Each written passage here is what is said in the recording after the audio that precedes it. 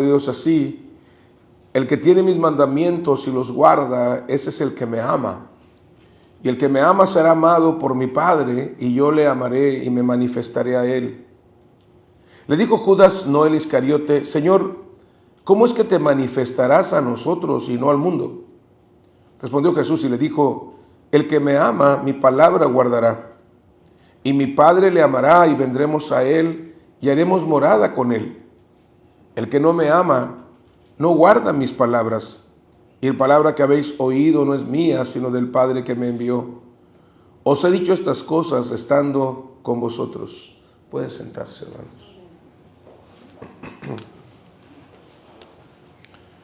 Quisiera compartir con ustedes esta noche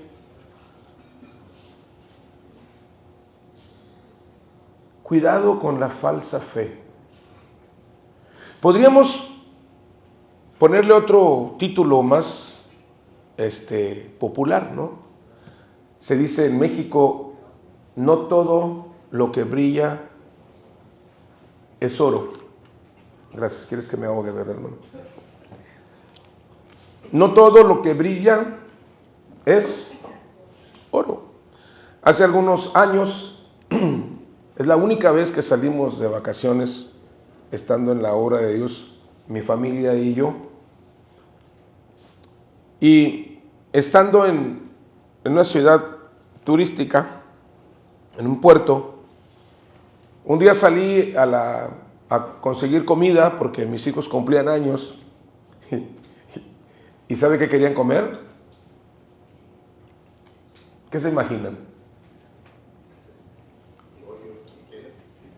Estábamos en Guerrero, en Acapulco. Estamos hablando del 88, antes de que empiecen a decirme algo. Imagínense, el Hotel Oviedo era uno de los mejores hoteles. Ahorita ya te lo han regalado, ¿no? Tuve varias experiencias importantes en ese viaje.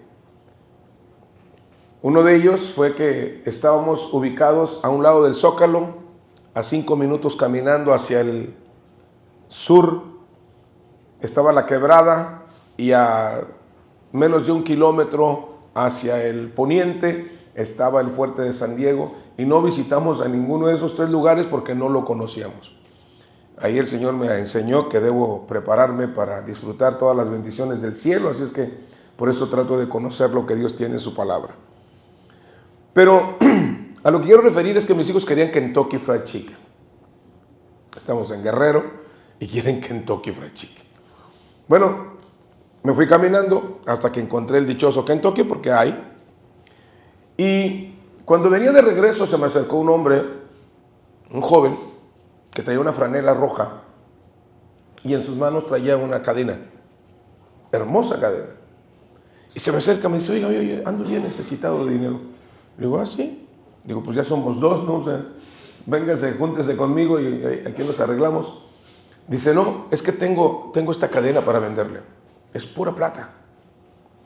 Pero mire, la cadena viene con esta pulsera y también con este anillo y con estos pendientes y un dije. Todo por 50 pesos. Estamos hablando del 98, antes de que empiece. Entonces era una ganga. Dije: wow. Pero el Señor siempre está guardándonos. Yo había llevado justo lo del Kentucky Fried Chicken. Así es que no lo compré, porque no pude, pero ya me tenía bobado.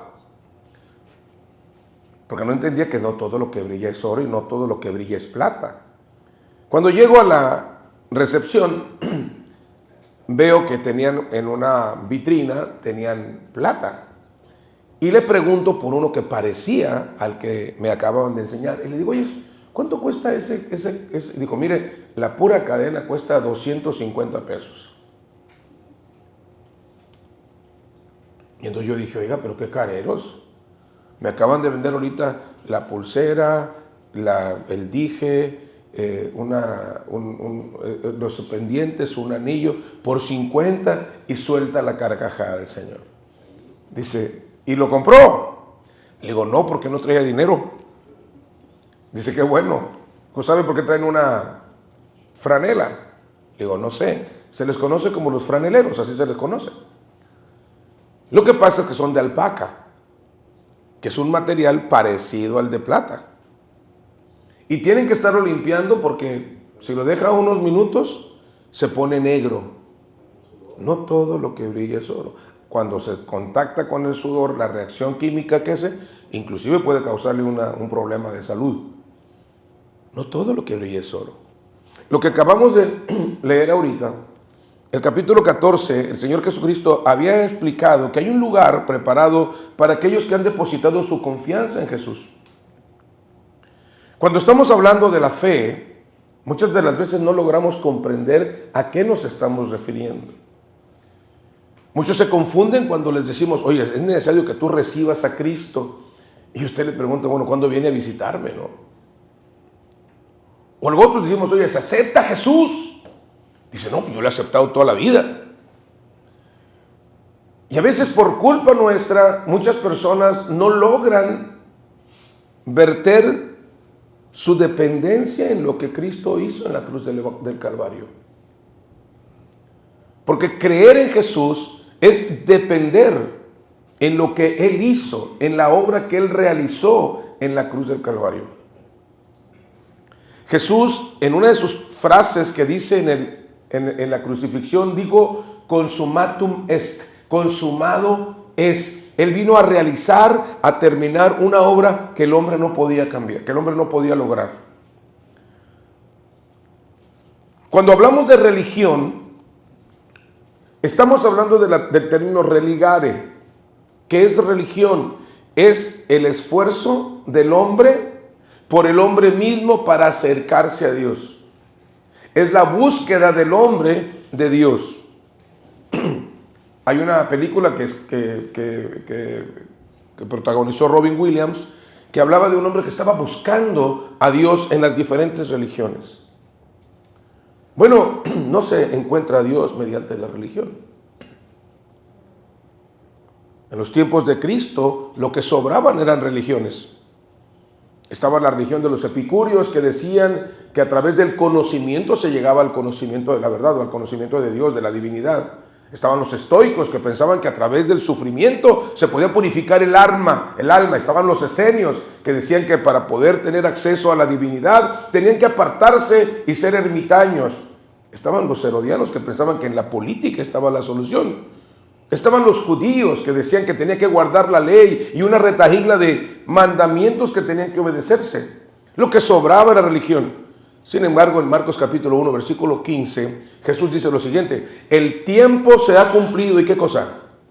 Y el reino de los cielos se ha acercado. No es que el hombre se acerca a Dios, es que Dios se acerca al hombre. Juan capítulo 1, versículo 1, que es el inicio de este libro que estamos estudiando verso a verso, había dicho: en el principio era el verbo, y el verbo era con Dios, y el verbo era Dios. Y luego el verso 14 dice: y aquel verbo fue hecho carne, y vimos su gloria, gloria como del unigénito del Padre. El Dios encarnado. Entonces, cuando estamos hablando de la fe, estamos hablando de depender de lo que Cristo ya hizo y confiar en las promesas que Él hizo. Una de las más grandes promesas la vemos en Juan 5:24. El que oye mi palabra y crea al que me envió, tiene vida eterna. Y no vendrá condenación, mas pasó de muerte a vida. Entonces, cuando hablamos de recibir a Cristo o hablamos de entregarte a Cristo, estamos hablando de depender de la obra que Él hizo en la cruz del Calvario. Depender de Él. Dejar de depender en nuestras obras o en nuestra religión. El apóstol Pablo lo define cabalmente en Gálatas, cuando él dice: concluimos pues que el hombre es justificado por la fe sin las obras de la ley. Porque la ley no tenía el propósito de salvar. La ley tenía el propósito de diagnosticarnos como enfermos del pecado y condenados al infierno. Usted no puede hacer nada por usted mismo para salvarse. Si usted pudiera, Cristo no hubiese muerto en la cruz del Calvario. Por eso digo que no es posible encontrar a Dios a través de la religión. Es Dios encontrándonos. Es Dios viniendo a nuestro alcance. Y cuando nosotros podemos depender de Él, entonces el Señor va a transformar nuestra vida. Quizás esa sea la razón por la cual hay muchas personas que han creído en Jesús, pero su vida no ha sido cambiada, porque lo han visto desde la perspectiva de la religión. Y no es así. El pasaje que acabamos de ver en el capítulo 14, los versículos del 1 al 3, había hablado de que hay un cielo. Después vimos del versículo 4 en adelante hasta el versículo 14, vimos que podíamos traer el cielo a la tierra, en términos figurados. Si nosotros aprendíamos a depender, a confiar en el Señor, podríamos vivir mientras esperamos la venida del Señor, una vida acorde a la voluntad de Dios. Y esto nos haría mejores esposos, mejores esposas, mejores padres, mejores hijos, mejores empleadores, mejores trabajadores. Nos haría mejores, porque es lo que hace el Evangelio. El Evangelio transforma la vida del individuo. Platicaba con algunos hermanos cuando estábamos hablando y hablábamos de política y decíamos, la política no va a cambiar el mundo. Shakespeare, que no era un creyente, decía que el hombre había sido creado con un vacío en el corazón que solo Dios puede llenarlo. Es como cuando estás armando un rompecabezas y te falta la última pieza. Esa pieza es única. Las personas necesitan la pieza que es Dios y para eso necesitan reconocer que son incapaces de poder cambiar por sí mismos. Watchman, en su libro La vida cristiana normal, relata que una ocasión él era un pastor y una vez fue a un retiro pastoral, espiritual. Y estaba ahí con otros pastores y andaban en el lago y de repente uno de los pastores empezó a ahogarse. No sabía nadar. Y junto a él estaba un hermano que era experto, había sido ¿cómo se llama esto? Vigilante de la bahía, ¿cómo se llama? Salvavidas. Y entonces el salvavidas se le quedó viendo nada más dónde estaba el hombre, manoteaba y todo, y cuando vio que se hundió, se lanzó, se sumergió, se zambulló, lo sacó, y luego afuera ya le aplicó el CPR y le sacó el agua y volvió a vivir. Pero Watchman estaba enojado. Sí, los pastores nos enojamos también. Al vender el camino somos seres humanos también. Más que algunos dicen que son superiores, pero no. Los pastores también nos enojamos, somos seres humanos. Bueno, al menos yo. Un parecido a E.T., pero humanos al fin. Pero ese hermano en la noche está para irse a dormir y practicaba las cuentas cortas. ¿Alguien sabe lo que son las cuentas cortas? Explico. Cada mañana yo tengo un tiempo de oración. Cuando yo despierto, lo primero que tocan el piso, los campaderos saben qué es lo que toca primero el piso cuando me levanto. Emanuel, las rodillas. Hágalo una práctica, va a ver. Hágalo una práctica. Pero cuando oro, le digo, Señor, ¿cuál es tu plan para mí? Le doy gracias a Dios por el día, le doy gracias a Dios por las bendiciones que tengo, por estar vivo, por estar sano, etc. Pero luego le pregunto, Señor, ¿qué es lo que quieres que haga? ¿Cuál es tu plan para mí este día? Hay ocasiones en que me da instrucciones, hay ocasiones en que solamente sigo el plan que yo ya la agenda que yo ya había establecido en la noche anterior. Ese es mi trabajo. Un día Pedrito vio mi agenda y se asustó. Todo esto tiene que hacer en la semana. Le digo, no, ese es el trabajo de un día. Algunos piensan que los pastores no hacemos nada.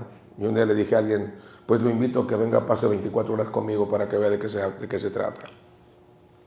Bueno, eso es en la mañana. Pero luego llega la noche.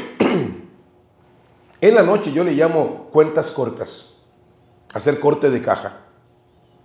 Tengo mi negocio y cada fin de turno se hace un corte de caja. Cuánto se vendió, cuánto se gastó, cuánto debe haber en la caja, y entonces se hace una comparación, se contrasta y entonces ya sabemos cómo está la administración. Bueno, así es la vida espiritual. Entonces voy al Señor, me retiro a alguna parte alejada del ruido, gracias a Dios tengo un terreno bastante grande, entonces a veces me voy atrás, abajo de un naranjo, y ahí me arrodillo, Señor, ¿sabes qué? Perdóname porque hoy perdí la paciencia con Ernesto. Perdóname, Señor, porque cuando iba en la camioneta, un tipo se me metió y me dieron ganas de pasarle por encima, Señor. Perdóname, Señor, porque nunca puede ser que entendiera de Mike. O sea, sí, pues pienso que se me está escapando. Se olvida que tengo 180 grados de visión. Me enojé con mi esposa. Te discutí una orden, Señor, porque no estaba de acuerdo. Son pecados, hermano. Es una vida corta. Por ejemplo, en los matrimonios, ¿verdad? Nunca se acuesten sin resolver sus problemas. Dice la Biblia, ni se ponga el sol sobre vuestro enojo, ni deis lugar al diablo. Eso es vivir cuentas cortas. Quizás te preguntó que cómo se miraba con el vestido y a ti te pareció chusco haberle dicho que parecía chorizo mal amarrado, pero fue una ofensa, tenés que disculparte. Ay, estábamos jugando, pues sí. Estás como el chango, ¿verdad? Había un chango, andaba en la liana. Y pasaba y iba el león y ¡pum! Le dio un zape al león. El león no lo podía agarrar porque andaba en la liana. Y pasó un tigre y ¡pum! Le da un zape. Y así estuvo. Y lo hizo con una cebra y lo hizo con un elefante. Y de repente se truena la liana y cae en medio de todos. Dice, ay, cómo la estamos rebanando, ¿verdad? Así somos nosotros a veces. No, tienes que llegar ahí y decir, perdón, me equivoqué. Discúlpame.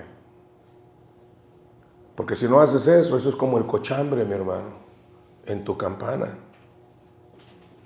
Ve y mira tu campana y mira cómo está saturada de grasa. Eso no ocurrió de la noche a la mañana. Fue porque no limpiaste diariamente. Así es la vida espiritual.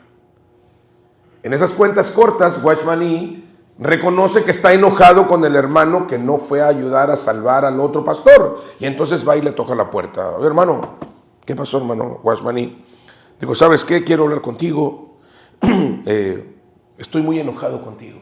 Dijo, yo no le hice nada, hermano. Dijo, no, dijo, yo estaba... Es que pasó esto con el hermano. Tú esperaste a que se anduviera ahogando, después fuiste y lo sacaste. ¿Por qué no evitaste que tragara tanta agua?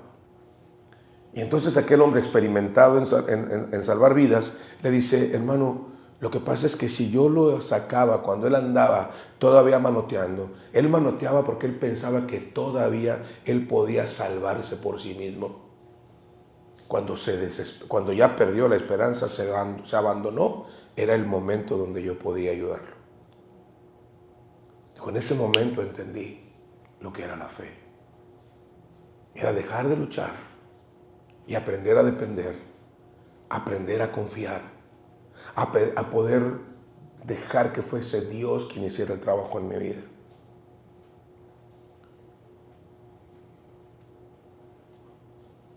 El capítulo número 14 mencionaba eso. La semana pasada hablábamos, ¿se acuerdan del tema de la semana pasada?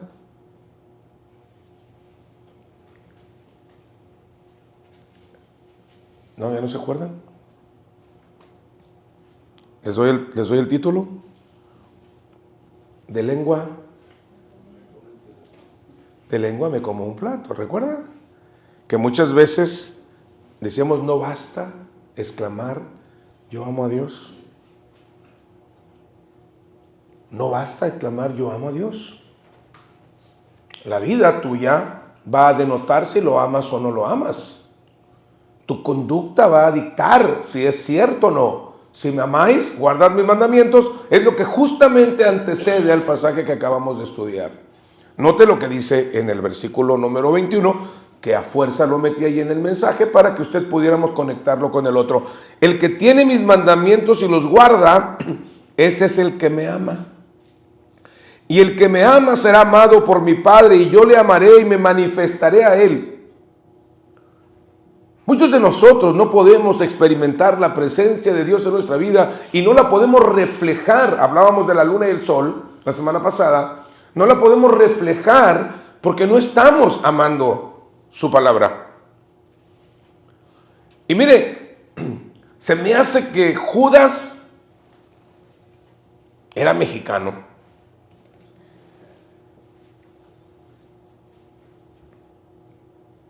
¿Por qué?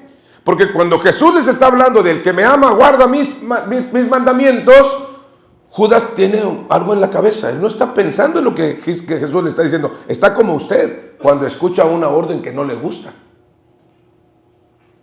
¿Cuántas veces a usted le hablan y le dicen algo que no quiere escuchar y usted dice, ¿cómo? Su expresión no es de ignorancia. Su expresión es de evasión. A ver si en la siguiente, es como aquel que ve una película esperando que en la siguiente ahora sí maten al malo. La película es la misma. Muchas de las veces nosotros queremos ver, a ver si Dios cambia de opinión. Judas, no el Iscariote, hay 7 personajes en la Biblia, en el Nuevo Testamento, que se llaman Judas. No voy a entrar en este tema porque ya no me quedan 18 minutos, así es que hay 7. Bueno, este es Judas, no el Iscariote, y lo dice claramente el versículo número 22. Le dice Judas, no el Iscariote, porque el Iscariote era el malo, y este Judas es el bueno. El Iscariote era el que iba, el traidor, que iba a matar, que iba a enviar a Jesús a la cruz. Por eso le ponen aquí Judas, no el Iscariote. Era el Judas bueno. Bueno, mire el bueno. Dice, Señor, ¿cómo es que te manifestarás a nosotros y no al mundo? Y aquí empezamos. No todo lo que brilla es oro. Judas era uno de los apóstoles. Pero al igual que Judas Iscariote, tenía una falsa concepción de la persona de Jesucristo. La fe, dice Hebreos capítulo 11, el versículo 6. ¿Qué dice Hebreos 11, 6? Pero sin fe es imposible agradar a Dios. ¿Por qué? Porque es necesario que el que se acerca a Dios, ojo, crea que le hay y que es galardonador de los que le buscan. La fe no es solamente decir creo, sino aceptar su verdad como absoluta. Voy a poner un ejemplo. ¿Cuántos ven los señalamientos de velocidad en los caminos? ¿Ah? ¿Será? ¿Cuál es tu nombre, dijiste? Ángel. Te estás riendo, ¿no? Algo te estás acordando, ¿no? Dice, yo tengo una hija, Damaris, que si ella mira 110, va a 110. Le digo, hija, no, vas muy recio. Dice, pues ahí dice 110, no, ese es el límite. Esto me hace recordar a aquella ancianita que venía en el freeway. Y venía a 10 millas por hora en el freeway. Se para una patrulla, la detiene y dice, ¿por qué me detiene? Dijo, es que viene muy lenta. Pues esa es la velocidad. Dijo, no, señora, ese es el número de la carretera. Y cuando ve para atrás, hay 2 ancianitos con los pelos parados así. Y así. Y sí, dijo, pues me acabo de enterar que me acabo de bajar de las 150. Muchos de ustedes ven las señales, algunos apenas le están entendiendo, deje que haga su efecto. Este es para entenderse.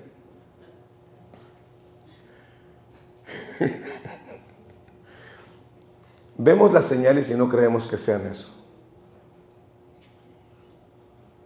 Dice 30. Y a menos que vea una camioneta pinta, es bien conocido.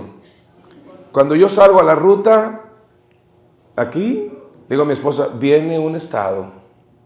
Dice, ¿cómo sabes? ¿Los hueles? Le digo, no, veo los carros. Todos vienen bien despacito y en línea. Nadie rebasa.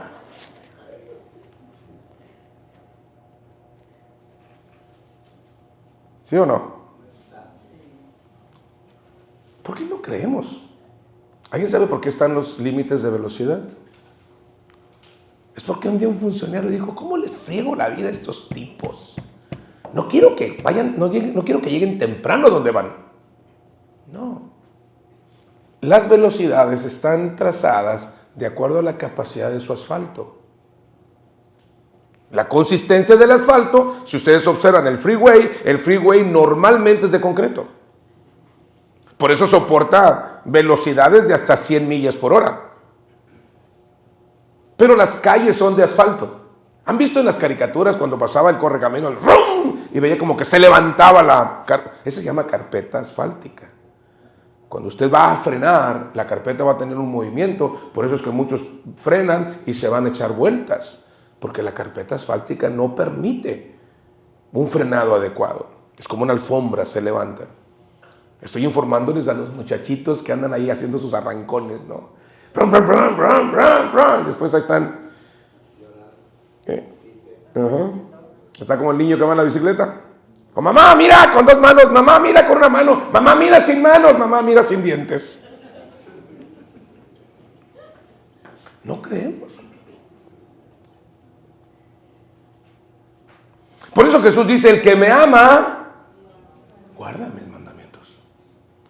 Pero Judas dice, Señor, ¿y cuándo vas? ¿Y por qué te vas a manifestar a nosotros y no al mundo? Él tenía un concepto.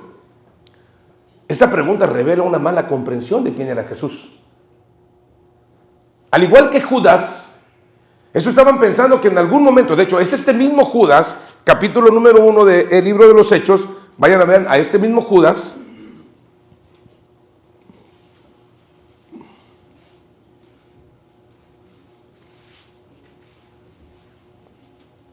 Dice el versículo 6, lo tiene 1:6. Era uno de los que estaban aquí, dice, entonces los que se habían reunido le preguntaron diciendo, Señor, ¿restaurarás el reino a Israel en este tiempo? Porque los judíos normalmente, por eso los judíos siguen esperando hoy al Mesías. El Mesías ya vino hace 2025 años.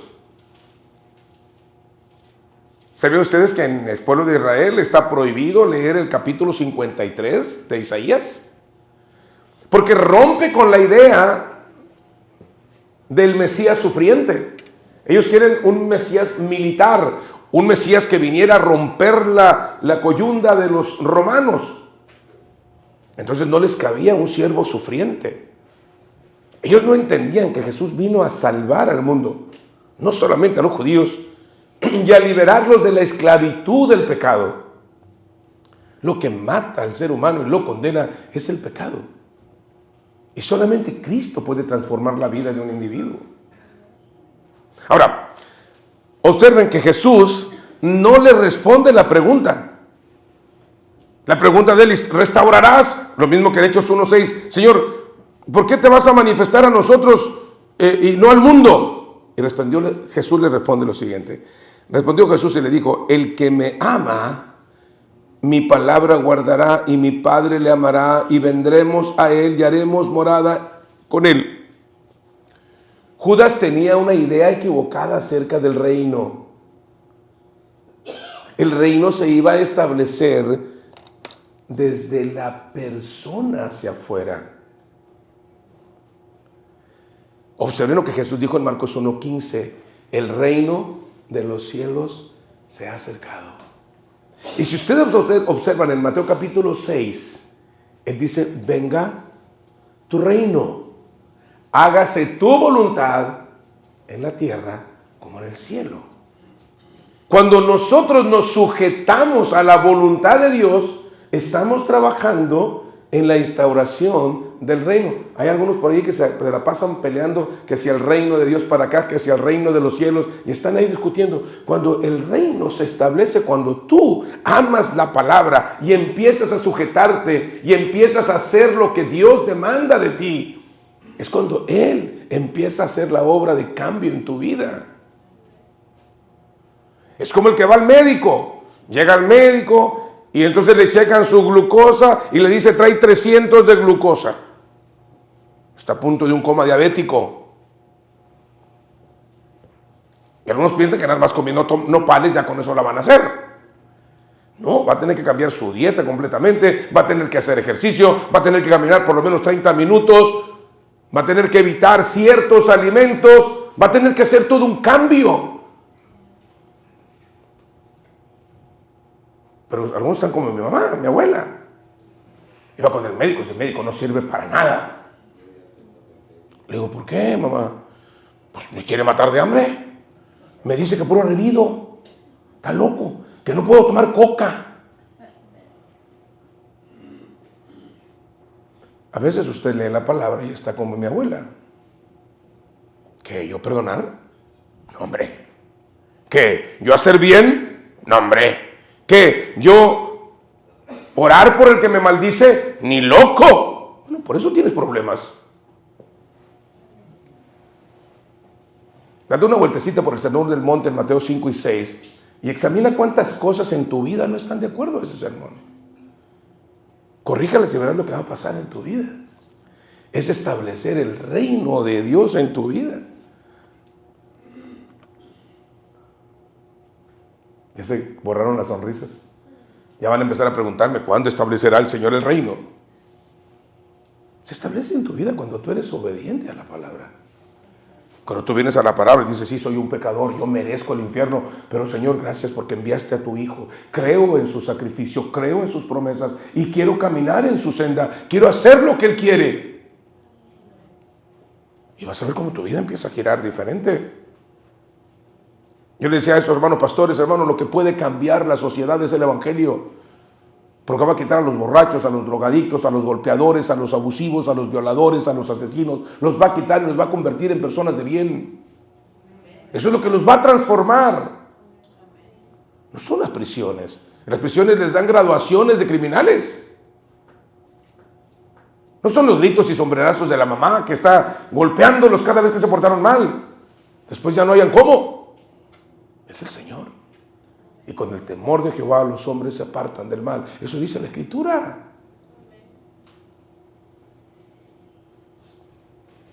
Pero Judas pregunta, ¿y instaurarás el reino? Tenía un concepto equivocado. Jesús obvia la pregunta y le responde con una realidad que no estaba en la mente de ellos, a pesar de que se los había advertido. Mire, Juan capítulo 13, el versículo 34. Juan capítulo 13, versículo 34. Bueno, verso 35, pero voy a ver antes el 34. ¿Lo tiene? Un mandamiento nuevo os doy, que os améis unos a otros, como yo os he amado, que también os améis unos a otros. Mire, verso 35.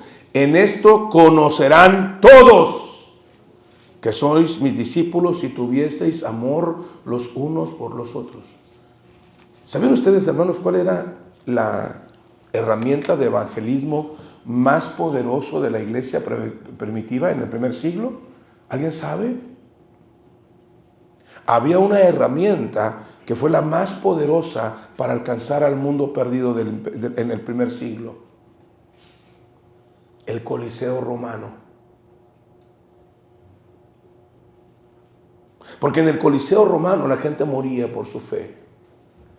En el Coliseo romano, Flavio Josefo, en la guerra de los judíos, en su primer tomo, él revela históricamente, decía, miren cómo se aman.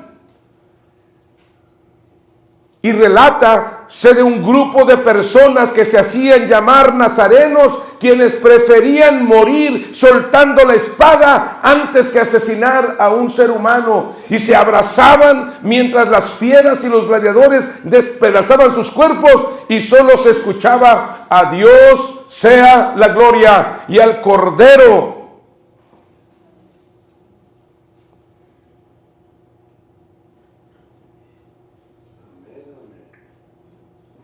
Esa era la herramienta más poderosa del Evangelio. La vida consagrada al Señor.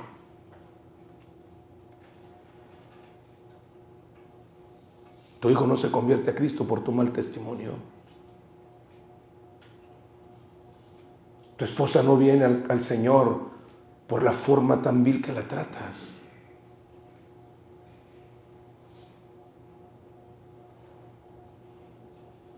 Tus padres no son convencidos de que Dios está haciendo una obra en tu vida por la forma de vida que llevas tan rebelde al Señor.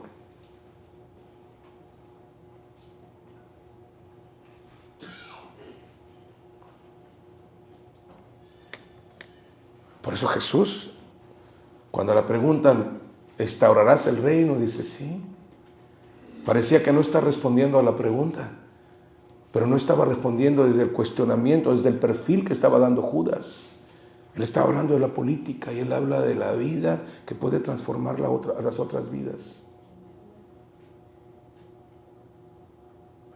Mire lo que dice el versículo número 23. El que me ama, mi palabra guardará, y mi Padre le amará, y vendremos a él y haremos morada con él. Es lo mismo que Apocalipsis 3:20. He aquí yo estoy a la puerta y llamo. Si alguno oye mi voz y abre la puerta, entraré a él y cenaré con él y él conmigo. Tendrá una comunión íntima con Dios. ¿Y sabes qué? Todos se darán cuenta que tú estuviste con Jesús.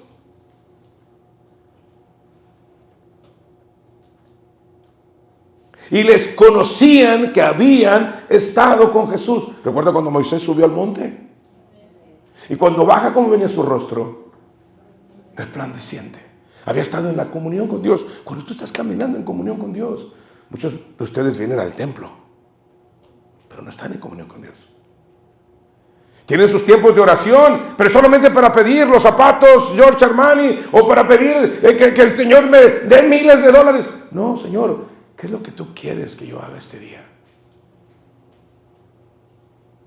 Y a veces las instrucciones van a ser, hey, le hablaste mal a tu esposa, pide perdón.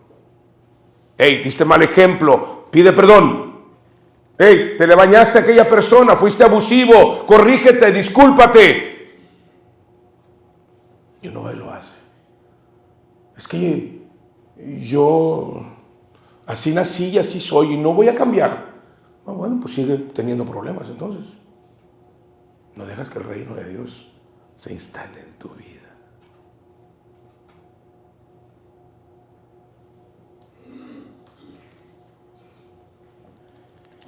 Porque luego dice el Señor Jesucristo en el verso 24, el que no me ama, ¿qué cosa? A ver, no la evadan. ¿Qué dice?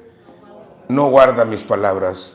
Y la palabra que habéis oído no es mía, sino del Padre que me envió. Os he dicho estas cosas estando con vosotros. Se los había dicho en Juan 13:34.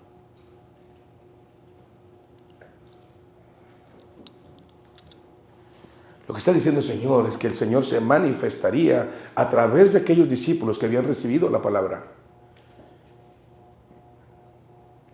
Aquellos 12 se reunieron con otros 108 y estaban en el aposento alto 120, y allí el Espíritu Santo vino con gran poder y con gran gloria. Y esos 120, llenos del poder del Espíritu Santo, produjeron 3,000 personas por lo menos en el primer mensaje de Pedro. Y después esa iglesia llena del poder del Espíritu Santo en el templo de la Hermosa se sana a un enfermo y 5,000 vienen a los pies de Cristo. Eso es lo que ocurre cuando una iglesia llena del Espíritu Santo puede impactar una sociedad. Porque la espiritualidad no es religiosa. ¿Qué es espiritualidad? Es la manifestación de Dios en tu vida. ¿Cuál es esa manifestación? Amor, gozo, paz, paciencia, benignidad, bondad, fe, mansedumbre, dominio propio. Eso no es religión. Es cuando una persona ha creído en Jesús, ha dependido de su sacrificio. De hecho, yo no tengo necesidad de hacer más. Necesito creer en ese sacrificio. Y ahora, una vez que he puesto mi confianza, digo, Señor, ¿cuáles son tus órdenes? ¿Recuerdan a Pablo? Es tomado en el camino a Damasco, y en el camino a Damasco cae al suelo y dice, ¿quién eres, Señor? Digo, yo soy Jesús a quien tú persigues. ¿Qué quieres que yo haga? Tenemos que pasar de la fe a la práctica de los mandamientos del Señor. Porque cuando tú dependes del Señor, que Él murió por ti, en el momento que tú crees eso y decides confiar en eso, dice Efesios 1:13, que el Espíritu Santo viene a tu vida. Mira lo que dice Efesios 1:13. En Él también vosotros, habiendo oído la palabra de verdad, el evangelio de vuestra salvación, y habiendo creído en Él, fuisteis sellados con el Espíritu Santo de la promesa. No es que tienes que hablar en lengua, ni caerte, ni aventarte un mortal hacia atrás. No, la vida llena del Espíritu Santo es una persona que tiene amor, que tiene gozo, que tiene paz, que tiene paciencia, que tiene amabilidad, que tiene generosidad, que tiene mansedumbre, que tiene fe, que tiene dominio propio. Eso es espiritualidad. Y cuando tú ves a una persona caminando así, entonces la gente, no tú, dice, ahí va un cristiano.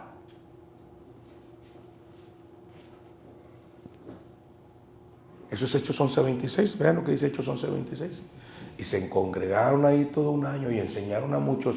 Y a los discípulos se les llamó, ¿cómo? Cristianos. Por primera vez en Antioquía. Mis hermanos, el mundo está cansado de los religiosos.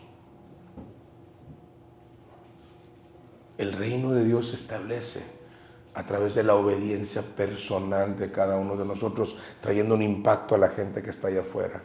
Que cuando hacemos negocios ya no somos tranzas con ellos, somos honestos. Que ya no le mentamos la madre a medio mundo porque nos lastimó en alguna manera, sino que buscamos la manera de bendecirlos. Es cuando el reino de Dios se establece en nuestra vida. Pues de pie oremos.